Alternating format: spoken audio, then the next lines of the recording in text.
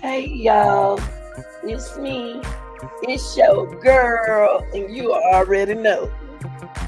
Y'all like, share, and subscribe, okay? All right, real deal. I'm still here. I'm under the weather, but look, don't let me stop me. No. All right, look, let's get into the content. Hope everybody doing all right. But we're gonna get into our content for this evening. It's a lawsuit filed against the city of Chicago migrants housing. So what it is, y'all, let me tell you what's going on in Chicago. A lot of people don't know it. They have over 17,000 migrants have been bused to the city of Chicago, y'all. 17,000. You hear me? Crisis, y'all. But they don't forget about we already in crisis. Yeah, we already in crisis, and what you're doing now is going dig up some more price. That's your president.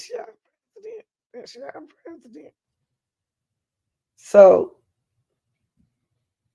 the lawsuit filed, it was filed in September 26th by this young lady, Natasha Dunn and Jimmy Donnell Jones and other residents seek wilder relief in addition to their initial case file in May, which sought to stop the former South Shore High School from being turned into a shelter for migrants.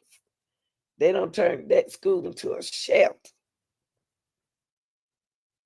It names the city of Chicago Mayor Randy Johnson, Chicago Public School, and defendants Lisa Chavarnia as more. Now, the South Shore resident have filed a lawsuit that aims to stop the city from housing.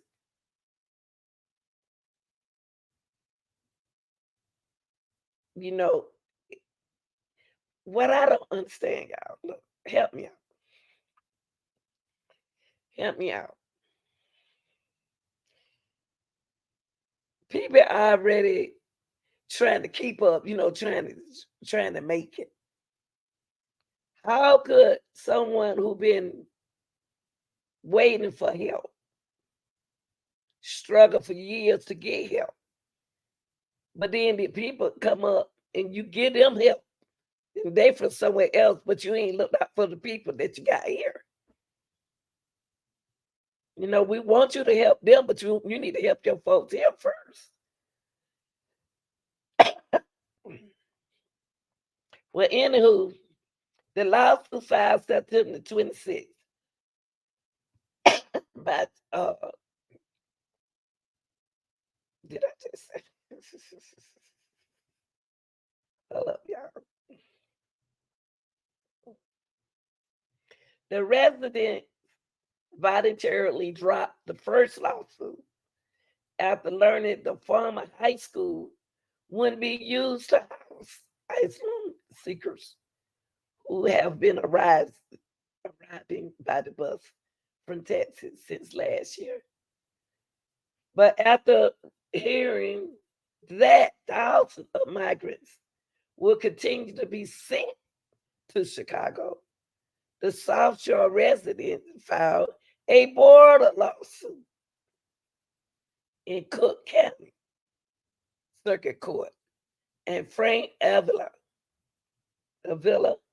an attorney representing the resident, filling out of the loop.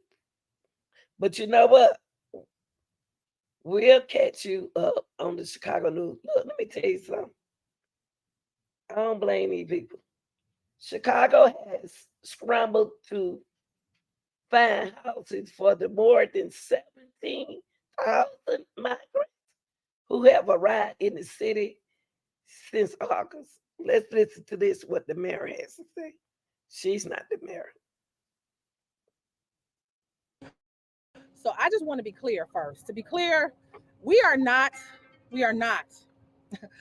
upset with the individuals who are being allowed to cross the borders into America. Let me make that very clear because That's people get right. it confused. We are, however, outraged with the government's response to how the government's response and our elected officials' blatant disregard to the local crisis Black families and children are facing now in our city. It is disingenuous and highly disrespectful to come into neighborhoods that have suffered decades of disinvestment, redlining, poverty, and violence to tell them you're taking resources away only to give it to another group of people that you allowed to cross the border illegally.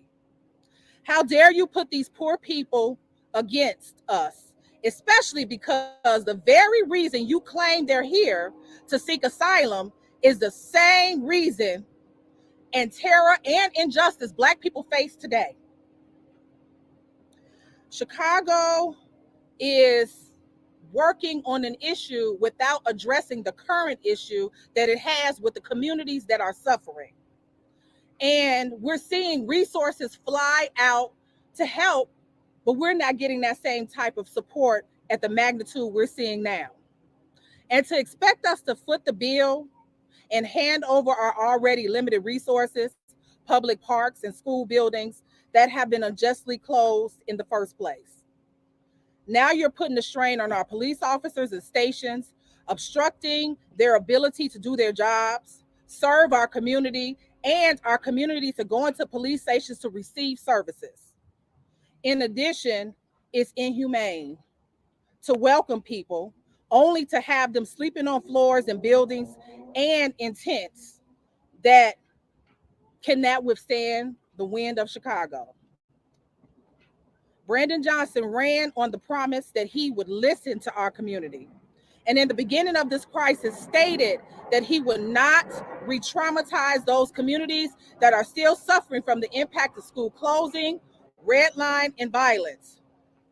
We are here today demanding that the city of Chicago and Brandon Johnson stop disrupting park programs, taking away from our children and families that depend on those services. We want him to stop using public school buildings as housing because they're not zoned as such. And specifically for this building was promised to the community, and our children deserve a high school. A high school, we want to reopen this as one because we do not have a neighborhood high school. That school over there is not a neighborhood school. It's a selective enrollment that actually restricts our neighborhood kids from going. So that's a violation of our civil rights, and we want this building. We pay taxes for it.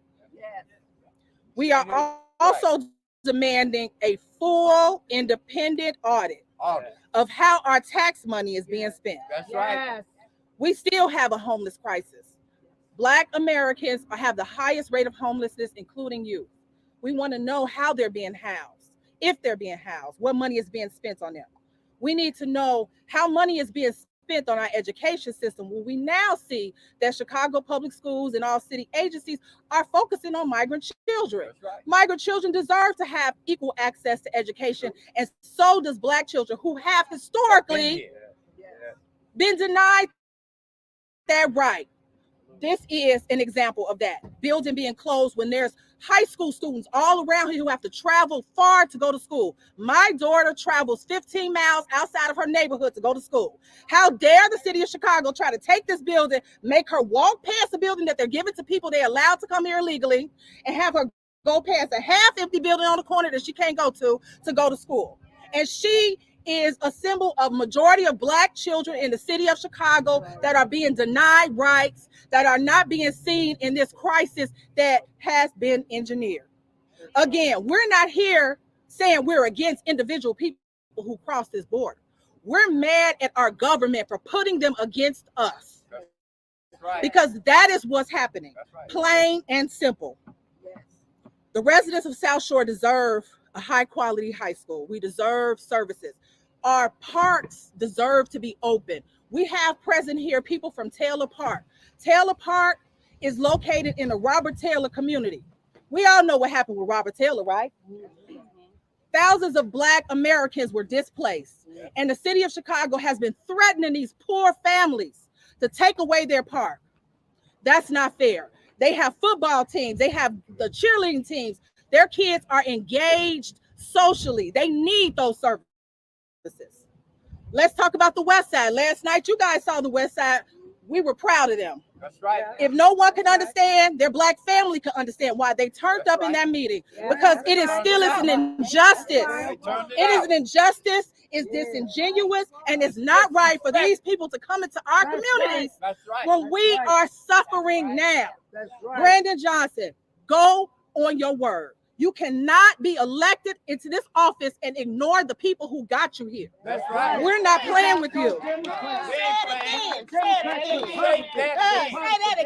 that again. So today, we're here to say we want justice. We want the city to be more transparent. We want you to stop blatantly throwing the migrants anywhere. Right. We don't want tents built in Roseland. That's right. We don't want our park programs being taken away. Send them back. And we want the city to work with our community in a genuine manner. So today we have, like I said, we have people here who want to speak from various communities, but we also want to talk about our lawsuit. We're going to first have Frank Avila come up to talk a little bit about the lawsuit, and after him, we're going to have a resident, Jimmy Jones. Hey, Frank Avila. Hey. Hey, Frank. How you doing? You know me, Frank. I do know you. All right, then. Good afternoon. My name's Frank Avila. I'm the attorney for Natasha Dunn, who's one of the plaintiffs. Dr. Jones is one of the plaintiffs, and the South Shore neighbors. The first thing that this lawsuit is about is for South Shore High School to reopen as a high school for this community. Yes. And if for some reason that was not possible, which is what they want, not what I want, not what some other community wants, what this community wants, is it for it to be reopened for community purposes. That's right. When Rahm Emanuel was mayor, 80% of the school closings were in African-American areas. Right. And although he will argue that it was because of a decrease in African-American population, which may be partially true, he did not care about the communities and what happened in them, and the resources were taken out. This community has a food desert. It's higher in crime than average of other parts of the city. And by the way, somebody came on and attacked me when we were in a press conference last time and said, oh, you're saying the people in back of you are criminals. No, that's not what I'm saying. Although some people are criminals who reformed their lives, very few, and they said, now we are reformed our lives and we are ex-convicts. But I'm not saying the people in back of me are criminals. What I'm saying is they recognize that some of them live in higher crime areas. I'm not sure why people cannot understand that nuance, why they can't understand the distinction, and they want to divide people and not have any nuance, any complexity, and simplify the issues.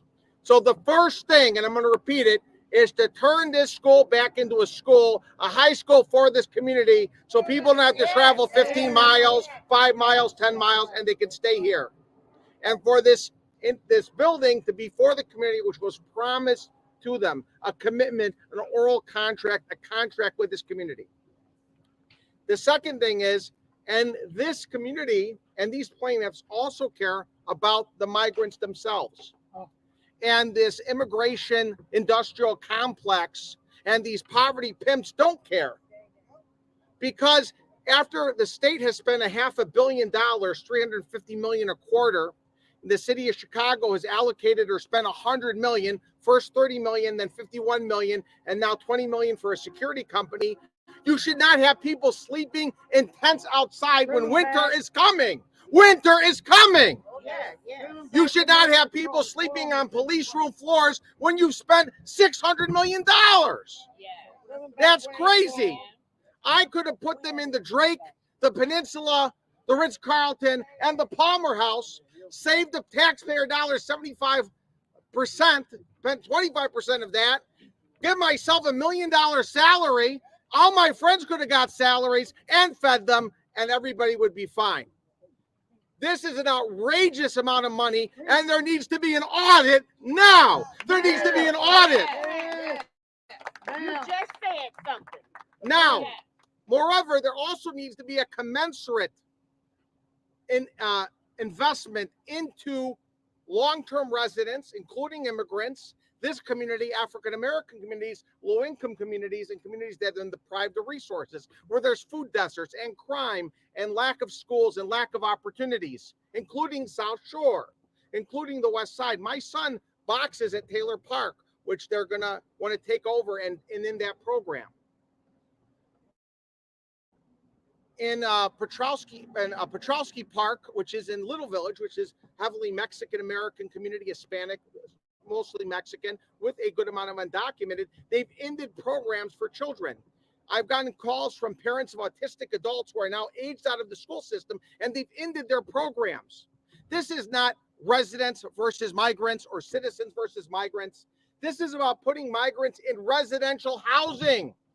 McCormick Center at 3,000 beds was actually for a quasi-residential. You don't put them in tents outside in Chicago winters. You don't put them on floors of police stations. Moreover, one of the reasons why some places have high crime, one, it's inhumane for people to live on floors of police stations where you don't have showers or sanitation, where you have people coming in and out of germs, where you don't have proper bathrooms, etc. It's bad for the police officers who are living in unsanitary conditions, unsafe conditions that are not OSHA. OSHA should come in and shut that down. And how can we have public security and safety and police properly preventing crime or resolving crime and having a police presence when now they're residential housing? Yep. That's right. Somebody is making money off of this. Yeah, a lot of money. A lot of money. Show us the money. And there needs to be an audit. This community needs to be protected. Other communities need to be protected. This is not Black versus Hispanic. This is not immigrant versus citizen. This is about what's doing right. This is about what's being humane and being sensible and fiscally responsible. And this is about not ignoring communities. Now, we filed a lawsuit back in May, and it did temporarily stop. The city did not put any migrants into South Shore School. And maybe we thought we won. But now there's buses and buses coming in, and we had information that they were going to now put people here, and we decided to refile it, make it better, amend the complaint, refile a new suit that was more comprehensive, and also address some of the concerns and some of the responses and answers that people had. So, and I know some of you had questions on that. So we've sent the lawsuit out. I can send you all copies today too after this. And the lawsuit a new lawsuit has been filed, and we may add other communities to this lawsuit. We haven't decided yet. The priority for this lawsuit for me as a lawyer is my clients and the South Shore neighbors and South Shore High School. However, this is a broader issue, both to help the migrants and to help other communities. People should not be living in parks and city colleges and schools. Benito Juarez in Pilsen, which was an Hispanic community until it was gentrified, is now they want to put people there. Now, should adults be with high school students? Should we take out gyms so people cannot have programs in sports? This doesn't make any sense. This is illogical. It's stupid. It's bad policy. It's bad decision making. And they're undocumented. And also, it's a federal issue. It's a federal issue. The federal government needs to fund it. And the federal government needs to take all these migrants, vet them properly, and make sure there's standards, and then disperse them throughout the 300 or so municipalities, as well as suburban, rural, small town areas throughout the United States. Not just New York City and Chicago. Not just New York City and Chicago.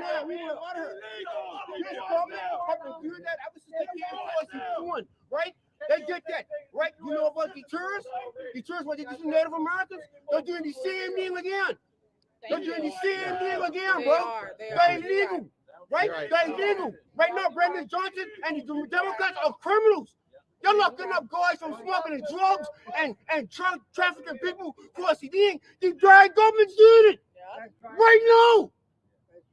Right. We're going to sue the bosses. We're going to sue the Democrats as civilians because government, the agents, represent the people they voted for. The agents. I'm a support the agent. If I don't have represent my clients, they fire me. Yeah. It's time to fire. Don't let the Democrats have that stupid convention here next year. Enough's enough. All I see, right? All I see, right, is these citizens of Chicago marching to the gas chamber. Okay, thank you. Ever since these scumbags came across the border, ever since these European scumbags came across the border. Come on with Thank it. you. We appreciate it. Hey, Thank you for your point. Okay, let me say this. Thank you for that. I want to bring this back because we're saying a lot, right? Okay, but to be clear again, he's right. There's a lot that's happened. A lot of that anger and outrage that you see is warranted, right? I mean, we've been through so much in our communities that when we see stuff like this is traumatic for us. This is traumatic for the people in our community. So we want to have Jay come up real quick, and then we're going to have someone from Woodline speak, and then we're going to ask questions. Go ahead. Good afternoon. Good evening. My name is Jay Darnell Jones. That is J period DARNELLJONES. And I am a co-plaintiff on this lawsuit. And I am also the president of the South Shore Park Neighborhood Association. We are here to protect the legacies of our community, period. The lawsuits that we have filed was not necessarily meant to be a catalyst for other lawsuits around the country, but if that happens to be the case, so be it. While we have been doing our research for the information that we have provided, of course, we found systemic issues in that research. We know that it's not just South Shore High School or South Shore that's impacted by the items listed in our lawsuit. For our purposes, though, as Natasha mentioned, we have students, we have children in our community who live in that house or this house, who walk right past this school every day, or whose parents drive them past this school every day to spend an hour in traffic just to get them to school. We as a community were sold on a negative dream with regard to selective enrollment schooling. Selective enrollment schooling in South Shore means we have children who are in the school building right around the corner that are not even from our community. How are we as a community to engage them? How are we as a community to support the school when the school has no interest in us? That's our question, and that's what we are trying to answer in our lawsuit against the Chicago Public Schools. We want to make sure if they look at the data that we have, there is no reasonable explanation as to why this school should not be a community school. Also, in terms of the migrant situation, initially it was, oh, you guys are anti-migrant. That is not the case. That is not the case. Regardless of where someone comes from, that is correct. They need to be treated with dignity, kindness, and open arms. We do know the impact of mass immigration on Black communities. I said that in the first press conference we had back in May, and I'll say it again. That hasn't gone anywhere. It's been ignored, but it hasn't gone anywhere. The other items that we have spoken about and that our lawsuit speaks about is the fact that swimming or drowning is one of the second leading causes of death for teenage or adolescent youth, Black youth. There's an Olympic-sized swimming pool in this school. So without the access to programs like swimming in this building, we are harming our children. Without us being able to manage who comes into our communities, and not just inside the building. Remember, they told us they had rules and regulations for migrants inside the building, but not outside the building. So when they touch us, there are no rules and regulations that are going to be followed. There's no 24-hour police presence. There's no any of that that was promised to us in that meeting back in May or April or whenever it was. But the bottom line is this. As the representative for the South Shore Park Neighbors Association, I say our number one interest is this community. It is this community. It is the safety of our community. It is protecting the legacies of those who came before us in this community. And it is to make this high school a community high school so that our kids are safe, our parents are not overly overly harmed by having to travel so far out of the community. It is to provide time for families to spend together and not be in traffic all day. It is to provide time for our children to have study time versus being so tired for having to travel for extracurricular activities and other activities. So this is again about South Shore Park neighborhood. It's about us. It's not about anything else that you may hear out there. Thank you. Hi. Okay. Thank you. So we're gonna so while this particular lawsuit, we also are welcoming other communities into this conversation because we all have something common in common. We're all really upset, for lack of a better word, about what's happening across the city of Chicago. And we recognize that as a collective, standing together is that much more powerful. So I have someone represented from Woodline, Roseland, and then we'll take questions. My name is Andre Smith, ANDRE SMITH. I'm the first person to stop the bus with the migrants in Wadsworth. Okay. Today Thank is a sad day in Chicago. you. Yes, you're right. Just the other day, we were going through Oh, COVID. good. Yeah. Just the other day, we was going through COVID, losing our loved ones, separated from our family members and our friends. That's trauma. We haven't even got over that. Now this, schools are not being schooled, children are not being taught, parks are not being parked where kids can go and play, That's and right. police stations are not policing. That's right. All of them have one thing in common. What's that? They are hotels and shelters. Uh-huh. Our taxpayer dollars did not grow up. Did not go. We didn't pay our taxes for that. Not at all. Not at all. We did not grow up as kids with a dream or a vision for what Chicago looked like right now, Brandon That's right, Johnson. these niggas are every damn where. So we're calling on the mayor and the governor Whoa. to freeze the language of sanctuary city. Freeze it. Yeah. Wait. That's right. That's right. When you go to court, you gotta have grounds. You gotta have ground. Grounds is because there's no plan. That's We're right. gonna get There one. was no plan. That's That's right. And there still today is no plan. No plan. And then we want you to show us the money. Anyone else would have been in federal penitentiary. That's right. Stealing that damn money. The U.S. Marshals would have went and got them. Yeah. So we asking Tell them Brandon to Where be is- transparent. Yeah. We asking the governor to Hey, be transparent somebody. because how in the world over $6 million been Yeah. spent Yeah. and there's no accountability? No accountability. Hey, come here, hey. Send all the ass back. Yeah. All of them. I don't feel sorry for them. Them little babies, they ran anyway.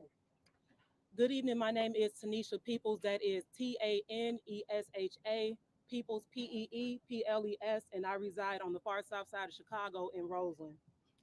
Why are we here today? We're here today in the name of democracy, justice, and morality. We're here today because we have repeatedly told our elected officials no, and they've repeatedly ignored us.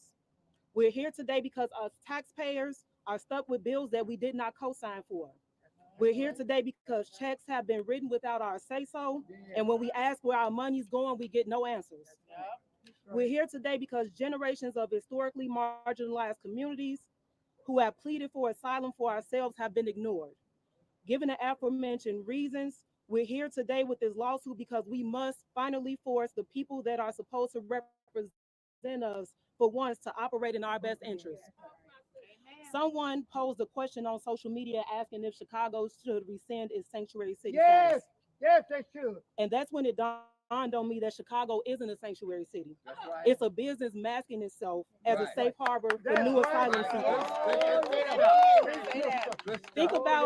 Think about who benefits from an influx of migrants and how their benefit serves as a disadvantage and a detriment to taxpayers and historically marginalized communities. The beneficiaries are the companies that get the contracts to do the busing, That's right. build tents, housing, and provide other services. These black people getting that money. That's right. No. The labor industry that can recruit migrants for Catholic low charities wage work, They no damn politicians, good. specifically flailing Democrats who That's hope to right. win the newcomer's support No and damn quid pro good quo Democrat. for providing asylum. This is why there's a rush to expedite work permits, That's right. IDs, and Trying policies to for make asylum That's seekers illegal. to be able to That's vote. illegal. Yeah, That's say illegal. that. And Our finally, kids can't get no job. and finally, the teachers union, whose membership and power will increase as the need for more educators, particularly those who specialize in ELL, grows because the student population grows. Ask yourself the question: why did the teachers union travel to Venezuela in 2019? No, we gonna check the teachers union. Yeah, So- we gonna check the teachers union. So who They ain't the loses? only union in town. Mhm. They ain't the only union in All town. right. So Okay. who loses in this I'm deal? a union man. People in historically marginalized communities that I'm will a end union up. man. Sir, can I finish? Thank you. People in historically marginalized communities that will end up displaced or pushed out due to internal battles over housing and other critical resources. People in my community on the far south side of Chicago who've endured homelessness, blight, desolation, and oppression in the form of food apartheid at the site where the city proposes a migrant encampment be built. Our young and elderly people who can't enjoy their extracurricular activities at parks, public spaces that have served as safe havens in the city that has harmed them in every turn. And I want to highlight yesterday when the young people took a knee in defiance of the city's plan to remove their after school programs. We see what's happening in the streets. Right. So what the city is telling these young people is we're going to take away your extracurricular activities No, and turn that you ain't over to happening. these streets. Yeah. That ain't So they happening. want more blood on their hands. We're not gonna let it. That's what they're telling us. Yeah, We're not that's gonna right. let it. Black kids. Everyone that suffers from inhumanity due to reckless decisions made on behalf of our representatives. So this fight isn't against other marginalized groups. We empathize with their struggle as people that have suffered 404 years of poverty, racism, marginalization, and state-sanctioned violence in this country that we built. It's against the callous handling and denial of long sought asylum for Black people. It's about respect, fairness, equity, morality, and humanity. It's against representatives that have never represented us. And right now, right here, right now, we're demanding that representation from our elected officials, whether they're wanting to do it or not. Very good. Thank you. Very good. Excellent. Excellent. Okay, we Excellent. got one more Very speaker from Taylor Park. She's going to represent Taylor Park.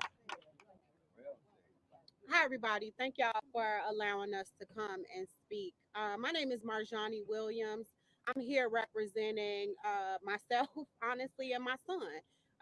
We've been trying to do this work to save Taylor Park in the Brownsville community. I don't know if folks are familiar with Taylor Park, but it is named after Robert Taylor for the Robert Taylor homes that were demolished and thousands of Black folks were displaced and never really put back into place in our communities. And so I come here on behalf of the young people in that community, the seniors, everybody who has stood up, and all of these folks here I stand with because we're here with a very clear and direct message. I don't believe that Venezuelan folks are to blame for this mess.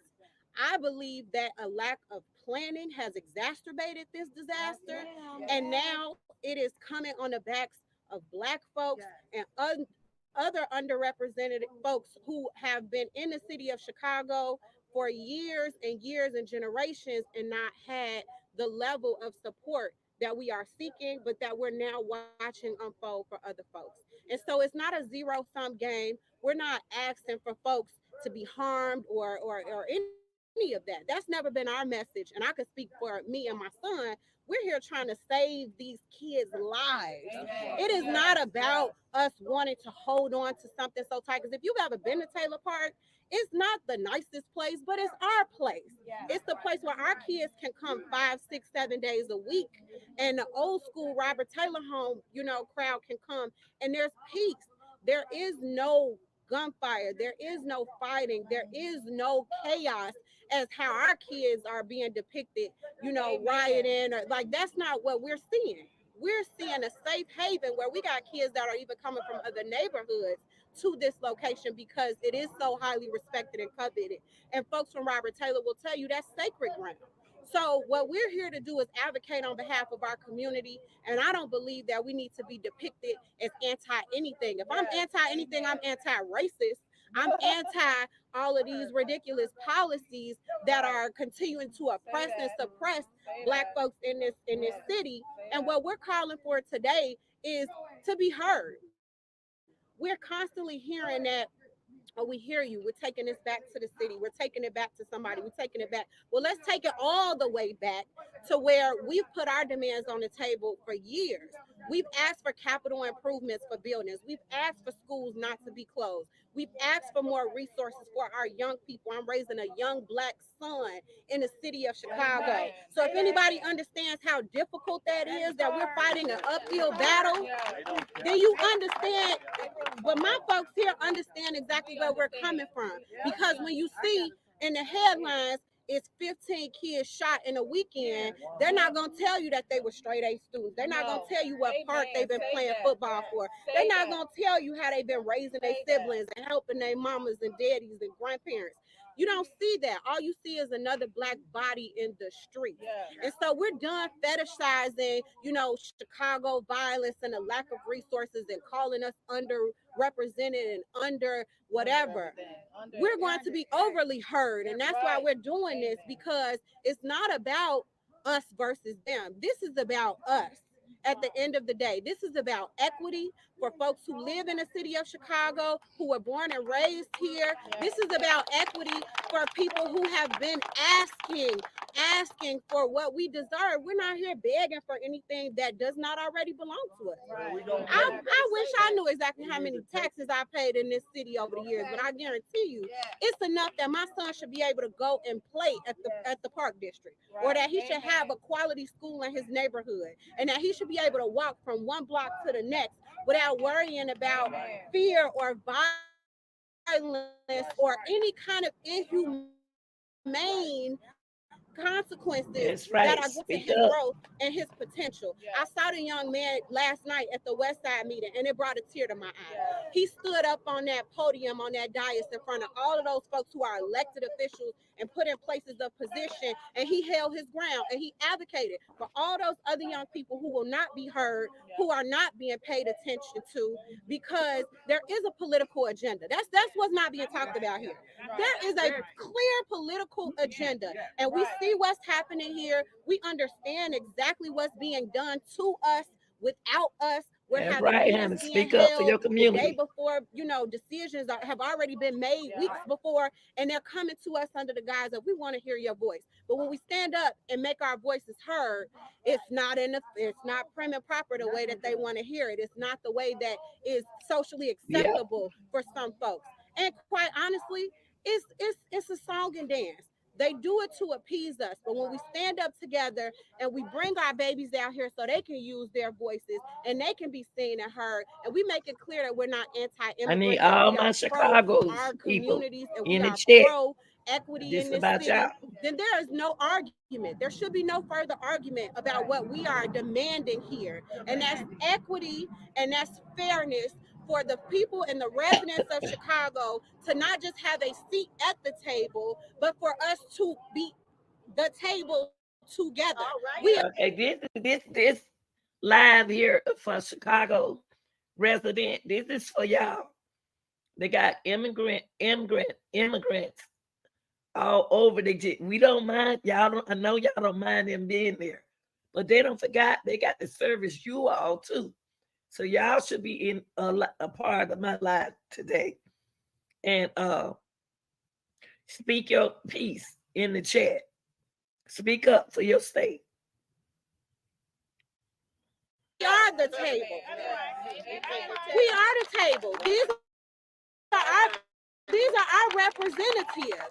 And so if it's going to be a problem with them representing us in the way that we are asking to be represented, then you're just going to see more of these groups of folks gathering together. You're going to see more of this community activism and more of this advocacy, because we're not going to stop until somebody gives us a solid plan for our babies And for our communities, because they got a plan for our money, 10 out of 10. They got a plan for our tax dollars, A plan for our money. but they don't have a plan for our babies. And when you ask for a plan, oh, well, we're working with somebody else. I don't want to hear about nobody else working on nothing unless it's a plan to move everybody forward.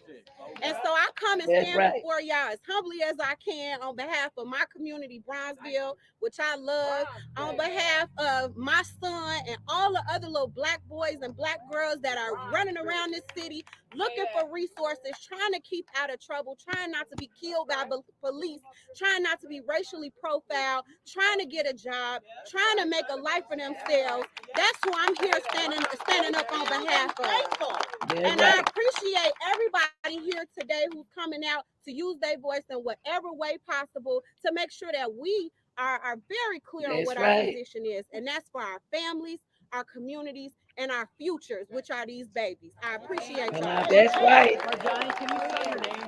Sure. My first name is Marjani, Marjani. My last name is Williams. Thank you. Marjani, my son boxes So, Speak, y'all. so we Speak also your had mind. someone that was coming from the west side. They got stuck in all that traffic. But you see, we're united in this. So one thing I can say, if we say what's good coming out of this, it's the fact that our community is coming together and we're understanding and we're using our voices so that we can really create and chart our own narrative. The final thing that we are asking for from the city of Chicago is for Brandon Johnson to fulfill his commitment to fully funding and creating an office of Black Americans. Oh, yeah. We also are asking for Brandon Johnson and his handpicked elected school board, handpicked school board. We're asking for them and we're asking for our state representatives and our senators to create a standing committee within the Board of Education to close the gaps of Black students. It is vital that our community have access to City Hall, to the state, so that we can be at the table charting our path forward. Because as you heard from the sister from Taylor Park, as you heard from Andre from Woodlawn, as you heard from Tanisha from Roseland, as you heard from Jay from South Shore, as you heard from Frank, as you heard from me, our community, we want to be at the table. We have voices, we have solutions, we know what's best. But we one thing we're gonna say is we do not want to be overburdened by migrants being put in our neighborhoods. So there's questions, we can ask questions now. I want to give you a chance to respond to the mayor's press conference this afternoon. He tried to make the point, and I'm paraphrasing, that what the city is trying to do for the migrants and getting them off the floors of the police station cannot even be compared to the longstanding plight and disinvestment in the Black community. He's trying to say these are two different situations. Are they two different situations or are they connected? Well, they're actually two different situations because Black people, right? Well, we've been we're Americans first. First, we've been here for a long time, and we built this country. And if you want to go back 400, 500 years, we were not bought here because we wanted to, right? And even during all that time, systems have consistently taken away from us, right? They've consistently created barriers for us to prevent us from growing as a community and being independent as we want to be, right? And so that's a little different right there. The other thing is too is that they welcome. This is a welcoming city. This is something that so you knew this was a welcoming city when you took this job. The resources that he's taking away from one community to give to another is unacceptable. There should have already been a plan for them. It is inhumane that these people are laying on the floor. I'm sure they didn't come here for this, and it's really sad seeing this. But what we are saying though is, again, it's sad. We empathize, but our community literally is in its own humanity. Okay, and going back to what she's speaking out about now is what I'm looking at right now. They got the look. This morning, officials at the district moved all of the mics. What happened Let me is tell y'all, Let me hold on. It's in tech. What's going on now? After she just spoken, it's a video out showing immigrants locked outside Chicago police station. Now, they don't have anywhere for them to go. This is what these people are talking about. This is what they put out. You send a lot of people somewhere and they ain't got nowhere to live. Like they supposed to come in and get them a free place. Listen to this. When we got there, the doors were locked and we weren't even allowed inside the lobby. The migrant we spoke with told us that most of the women and children were picked up and taken to other shelters, but it's unclear where those who are left are supposed to go. And we haven't received a clear response from city officials or police. Meanwhile, as we look into reports of crowding among migrants at O'Hare, city officials just in the last 20 minutes told us that migrants are not being bused there from the city. Rather, we're told they are arriving on planes from San Antonio. However, just in the last 15 minutes, our crew on the ground at O'Hare reported seeing a yellow school bus dropping migrants off. It's unclear where those migrants were bused from. We will continue to bring you the latest on this development. No, now they trying to be slick. Now they trying to tell them. Now they got them saying that they live in right there in the city. No, because they wasn't doing that at first. No, they putting them over there in Chicago. Y'all, people from Chicago, I want y'all to make sure you chatter out the chat and speak your voice, let your voice be heard, okay? This is your girl, the real deal, Anita Gill. Shout out to Chicago, you know, I'm glad that somebody's stepping up to speak out for them. All right, y'all. Thanks. I want to thank my mods. I want to thank anybody who helping the channel out. Thank you, because I'm working hard over here. I'm out.